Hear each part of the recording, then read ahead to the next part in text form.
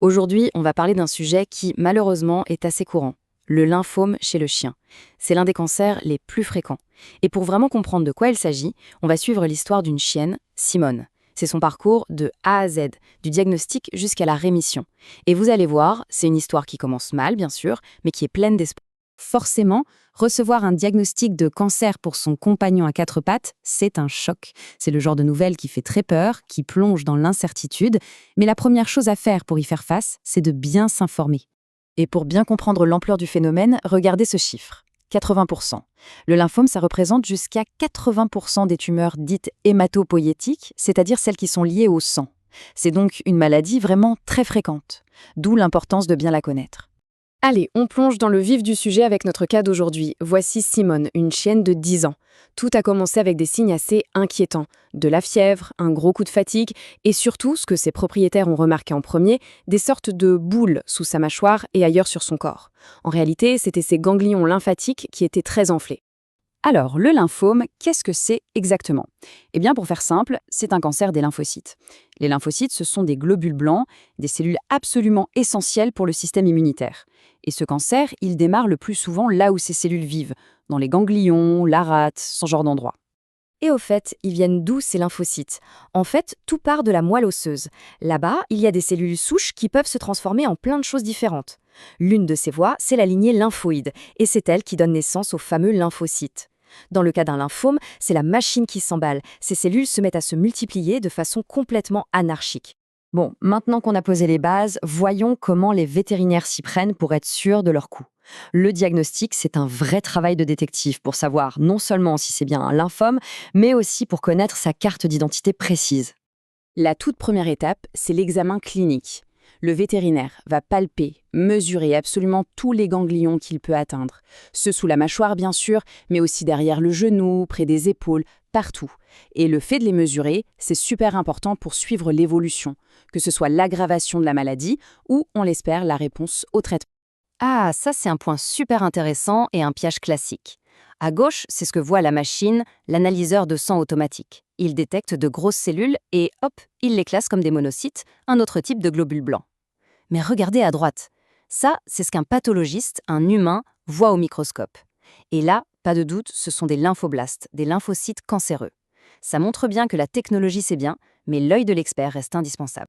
Donc, après tous les examens, le diagnostic complet de Simone tombe enfin. C'est un lymphome multicentrique de haut grade de type B, stade 3B.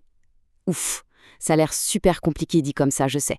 Mais pas de panique, on va décortiquer chaque mot, un par un, pour que tout soit clair. Pour vraiment comprendre ce diagnostic, il faut savoir qu'on classe le lymphome de 3 manières différentes. En gros, ça répond à 3 questions très simples. Où est-il localisé? De quel type de cellule s'agit-il? Et jusqu'où s'est-il propagé?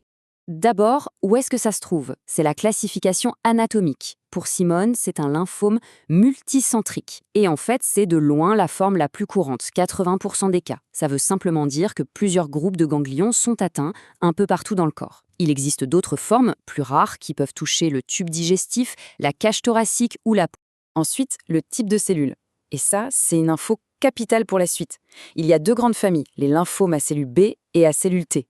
Celui de Simone est de type B. C'est le plus courant.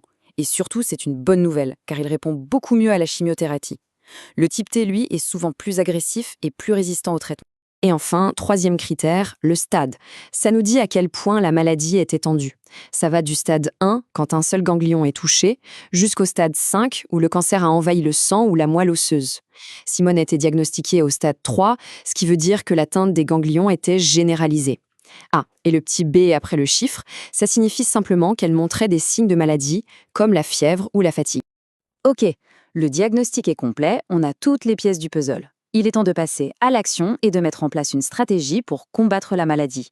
Un point vraiment essentiel à comprendre, c'est que le lymphome est une maladie dite systémique. Ça veut dire qu'elle concerne tout l'organisme. Les cellules cancéreuses circulent. Du coup, un traitement local, comme la chirurgie ou la radiothérapie, ça ne suffit pas. Il faut un traitement qui va lui aussi partout dans le corps. Et pour ça, la référence absolue, c'est la chimiothérapie, avec plusieurs médicaments. Pour le lymphome de type B, le protocole standard s'appelle le protocole CHOP. Ce n'est pas la peine de retenir le nom, mais voilà en gros comment ça se passe.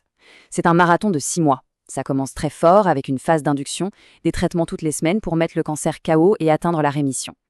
Puis, on passe à une phase d'entretien, avec des séances plus espacées pour s'assurer que la maladie ne revienne pas. Alors, la question que tout le monde se pose, après un tel diagnostic, un tel traitement, à quoi peut-on s'attendre? C'est là qu'on va parler chiffres, mais surtout qu'on va parler d'espoir. Ces graphiques parlent d'eux-mêmes, c'est juste saisissant. Un chien avec un lymphome agressif, sans traitement, a une espérance de vie de 4 à 6 semaines. C'est terrible. Avec juste de la cortisone pour le confort, on passe à 2 ou 3 mois. Mais regardez la 3e barre. Avec une vraie chimiothérapie, la survie médiane explose et passe à 12 voire 18 mois. L'efficacité du traitement est juste spectaculaire.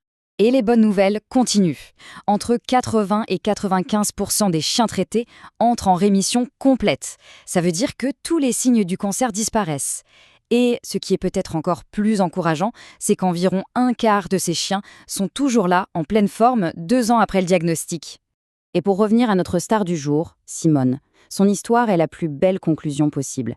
Elle a commencé son traitement, elle a très bien répondu, et elle a vécu heureuse, en rémission, pendant presque 5 ans. Elle est finalement partie de sa belle mort, de vieillesse, à 15 ans. Pas de son cancer. Son histoire est la preuve vivante qu'une rémission longue et avec une super qualité de vie est totalement possible. Tout ça, ça amène à une dernière petite réflexion. Le fait de comprendre en détail le parcours d'une maladie, de la première inquiétude jusqu'à la rémission, est-ce que ça ne change pas la manière d'aborder les soins? L'histoire de Simone, en tout cas, elle montre à quel point une démarche bien informée, pleine d'empathie et surtout pleine d'espoir, peut tout changer.